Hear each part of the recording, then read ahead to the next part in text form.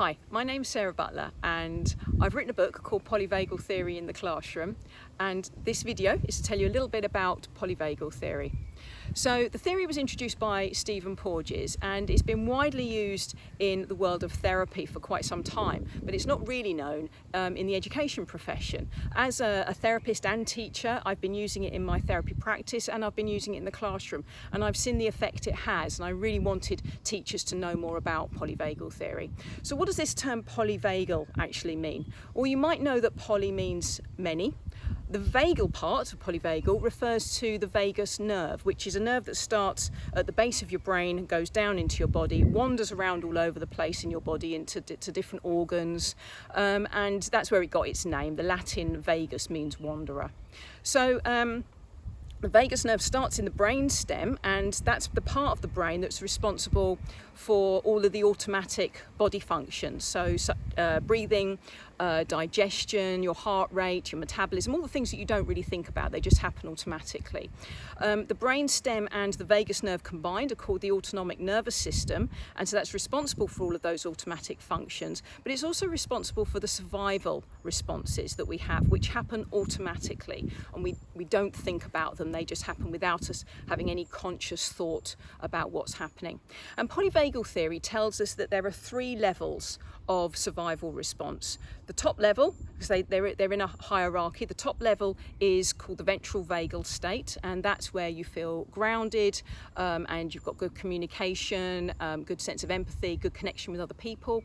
And in that state, if there was a stressor, a threat, you would call upon somebody else to help you out. And that's what, when babies cry, that's what they're doing. They're calling on somebody else. But if it's a bigger threat and that's not going to help, that's not going to work, then you drop down to the sympathetic mobilization state, which is where you're mobilized, you've got lots of energy in your arms and legs, and you're ready to act. You might be familiar with this, with the fight or flight response. There's a lot more to it than that, and I explain it in a lot more detail in my book. So we've got the ventral vagal state, sympathetic mobilization, which happens automatically. Once again, you're not thinking about it. It's an unconscious, below the level of consciousness reaction to the threat. Then the third level is dorsal vagal shutdown, and we've got the word vagal there referring to the vagus nerve, and that's another survival response where the body starts to go into a shutdown. It's quite complicated as to how that's actually a survival response, and once again I go into a lot more detail in my book, and I'm planning on making another video where we can talk about those three states in a little bit more detail. The interesting thing here, and what's really useful about polyvagal theory, is that our autonomic nervous systems talk to each other. And that's where we can use polyvagal theory in our work with young people, especially children who are dysregulated.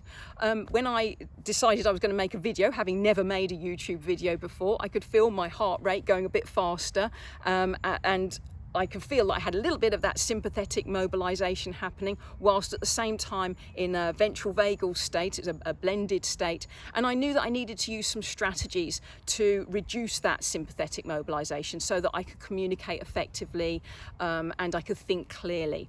And so I've used a number of strategies, one of which was to invite a friend along who's currently filming this, who has a very strong ventral vagal state, because she's not on this side of the camera, and that helped to calm me down, because her autonomic nervous system is talking to mine and telling me this is fine, there's no threat here. And so I'm using polyvagal theory right now to help me do this. And I use polyvagal theory in my therapy sessions and in the classroom. I've used it in the classroom very effectively. And my book is all about how you can use your autonomic nervous system to help those children and help calm their autonomic nervous systems. So if you're interested, my book is called Polyvagal Theory in the Classroom, and I will have more videos to follow.